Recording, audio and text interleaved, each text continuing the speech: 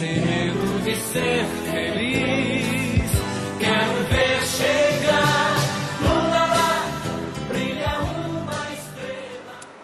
Professor Fábio, eu desejo a você muito sucesso nessa campanha, porque nós que somos petistas desde criancinha, como é o teu caso, que morou em Porto Alegre, desde jovem se envolveu no PT, depois foi coordenador de participação social no governo do PT lá em Porto Alegre, e me falou que começou a militar com 12 anos. Então nós que somos petistas desde criancinha, conhecemos a importância que o PT tem para o Brasil, que é de mudar a cultura da política pública.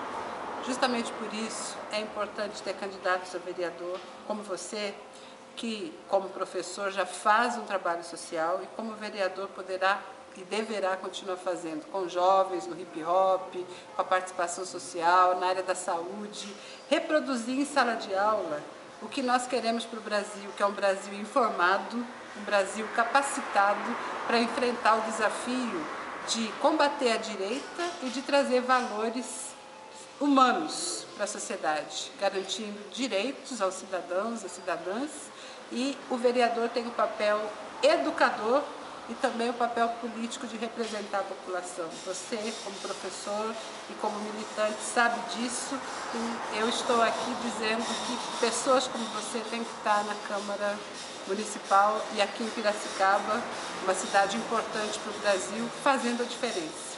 Boa campanha, que seja eleito. Obrigado, boa sorte para o nosso projeto coletivo.